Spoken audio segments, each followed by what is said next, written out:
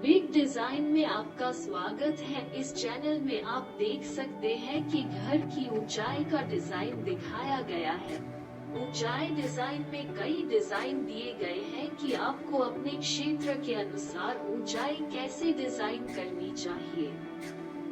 यह विचार ऊंचाई डिजाइन से आ सकता है। इस डिजाइन से आप अपने घर को इस तरह से डिजाइन कर सकते हैं कि आपको अपने सपनों का घर मिल सके। यह वीडियो केवल एलिवेशन डिजाइन के लिए है, जिसमें आप समझेंगे कि भारी दरवाजे और हवादार घर कैसे बनाए जाते हैं। साथ ही आप ये भी समझ सकते हैं कि घर का बाहरी भाग कैसे डिजाइन किया जाता है। आप इस वीडियो से अंदाजा लगा सकते हैं कि किस तरह का एक्सटीरियर बनाना है, और यह इस वीडियो में दिया गया एक खूबसूरत डिजाइन है जिसमें 100 से ज्यादा फोटो दिए गए हैं। इसे आपको किसी इंजीनियर से नापकर बनाना है। अंदर आ सकते हैं जिसमें आप इस प्रकार का एलिवेशन बना सकते हैं। इसके बिना आप खिड़की और दरवाजे का रंग देख सकते हैं। घर किस दिशा में बनाना चाहिए, इसका भी अंदाजा होना के लिए इस वीडियो में दी गई सभी तस्वीरों को देखा जा सकता है, और उस तस्वीर से एक इंजीनियर एक योजना बना सकता है, जिससे आप अंदाजा लगा सकते हैं कि मेरे दरवाजों का रंग क्या है और उन्हें कहाँ लगाना है। बहुत ही सुंदर रचना है। इस डिजाइन को बहुत ही कम लोगों ने बनाया है। यदि आप इसे अपने घर के लिए उपयोग कर सकते हैं, तो ये बहुत अच्छा और सुंदर है। मकान हो सकता है। एलिवेशन डिजाइन एक इमारत के बाहरी हिस्से के डिजाइन को संदर्भित करता है, जिसमें ऊंचाई, आकार, सामग्री और अन्य विवरण शामिल हैं। यह एक इमारत के समग्र सौंदर्य को प्रभावित कर सकता है और अंतरिक्ष की कार्यक्षमता को भी प्रभावित कर सकता है। किसी इमारत की ऊंचाई को डिजाइन करते समय विचार करने के लिए कुछ महत्वपूर्ण कारकों में स्थानीय जोनिंग कानून, आसपास की इमारतों और परिदृश्य, और इमारत के वांछित सौंदर्य शामिल है। पहुंच, ऊर्जा दक्षता और सुरक्षा पर विचार करना भी महत्वपूर्ण है।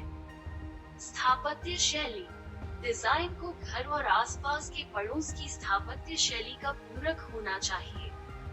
अनुपात और पैमाने, डिजाइन आनुपातिक और घर और आसपास के क्षेत्र के पैमाने पर होना चाहिए। सामग्री, उपयोग की जाने वाली सामग्री स्थानीय जलवायु और घर की स्थापत्य शैली के अनुरूप होनी चाहिए। प्रकाश व्यवस्था, घर के समग्र स्वरूप को बढ़ाने और रात में सुरक्षा प्रदान करने के लिए डिजाइन में उपयुक्त प्रकाश व्यवस्था शामिल होनी चाहिए। भूनिर्माण, डिजाइन में भूनिर्माण शामिल होना चाहिए जो घर के समग्र रूप को बढ़ाता है और गोपनीयता प्रदान करता है।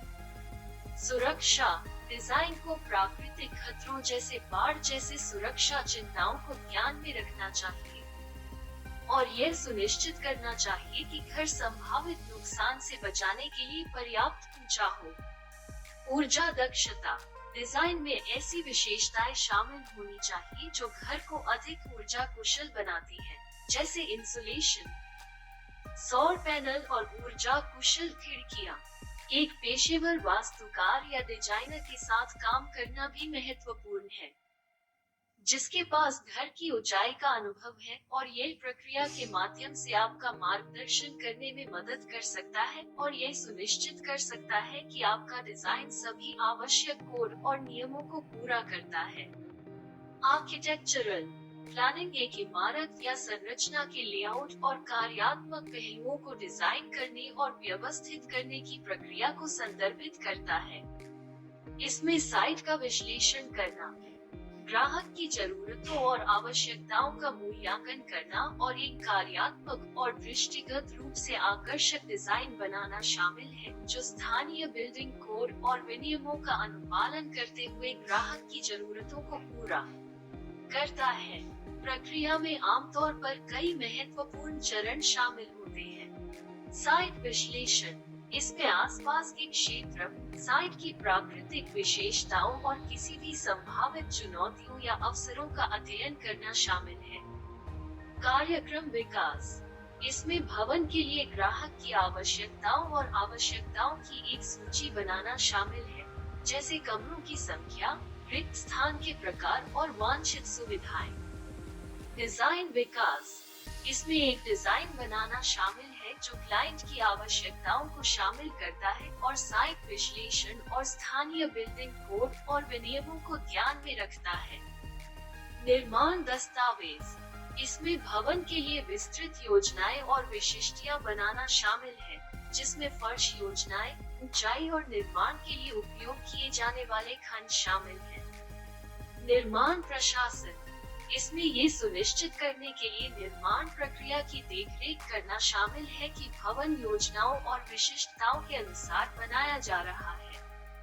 एक पेशेवर आर्किटेक्ट के साथ काम करना महत्वपूर्ण है, जिसे आर्किटेक्चरल प्लानिंग में अनुभव है और यह सुनिश्चित करने के लिए प्रक्रिया के माध्यम से आपका मार्गदर्शन कर सकता है कि अंतिम डिजाइन आपकी आवश्यकताओं को पूरा करता है और सभी आवश्यक कोड और विनियमों का अनुपालन करता है। 1. आपका वास्तुशिल्प उन्नयन एकता की डिग्री के साथ सामंजस्यपूर्ण होना चाहिए। एकता विभिन्न तत्वों और उन्नयन के घटकों को भागों के बजाय एक संपूर्ण प्रतीत करती है। एकता प्राप्त करने के विभिन्न तरीके हैं। एक तरह से पैटर्न का एक प्रकार बनाने के लिए ऊंचाई में एक तत्व की पुनरावृत्ति द्वारा एक तरीका है।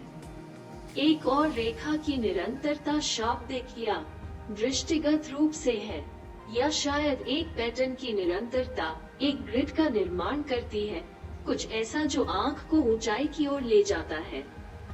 इसे संरेखण द्वारा प्राप्त किया जा सकता है। 2.